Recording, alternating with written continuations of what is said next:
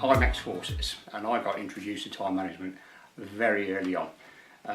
When you're doing your training, it is very much about, if you're 5 minutes early for somewhere, you're actually 5 minutes late because they expect you to be there 10 minutes before everything starts.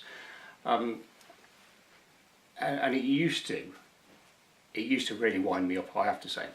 And it wasn't until years later where I was put in situations where I'm away in operations and stuff like that, where if I don't get my lads to a certain place at a certain time, then people's lives depend on it. And that brings home time management, self-discipline all the time. And whilst when you're talking to people outside the forces and you're talking to business owners, coaches and people like that, people's lives don't depend on it. A lot of the time what does depend on it is their own sanity, their relationships with families, with partners. And I see far too many people that end up with broken relationships, poor relationships with their family, with their kids, and it's all because they haven't got the priorities wrong, because for them it was right at the time, but they realise too late that they've let control go. And what people do a lot of the time is they inadvertently let other people, other things, manage their time for them. And that's where the passion is. I think a lot of people, to be honest, when they come to us, and then when they come to me, particularly through Skype sessions, to be honest, they're at the end of their tether. They know they've got to do something, but they haven't got a clue what to do. And in a number of instances, they've tried a lot of stuff as well. People tend to go through a very specific path, I suppose, for want of a better term.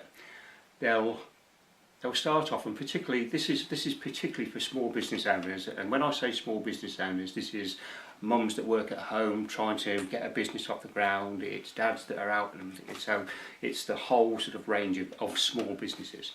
And what will happen is they'll start the business off because they want to spend more time with their families, or they know they can do the job better than their employers. But it's for a lot of people, it's about trying to get a balance right. And it starts off okay like that usually, and then the business starts getting a little bit busier, a little bit more successful. So what happens then is people find, or they believe, that there's not enough hours in the day. So what they will do is they will start working longer hours. So they will either come in early in the morning, or they'll stay on later at night, and in most instances they'll do both. So then what happens is this tranquility of life that they were looking for then starts getting eroded away, because they're leaving the house early, they're getting home late, they're not seeing the kids, they're not spending time with their families, they're not spending time with their mates, they're not getting their relaxation because they're not out playing golf, doing sport, or whatever their hobbies are. And on top of that, then they then start getting earache from people at home. You know,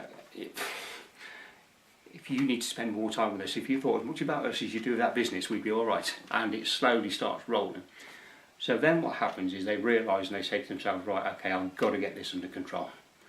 So what they make a decision to do is they are going to start work on time, and they're going to finish on time.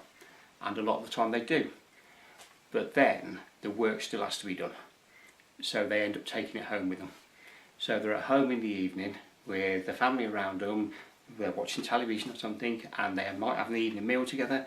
So they are spending a bit more time together, but then out pops the iPad, out pops the laptop, and they start doing work. And then partner or kids ask them a question, and because they're engrossed in what they're doing, they don't hear it.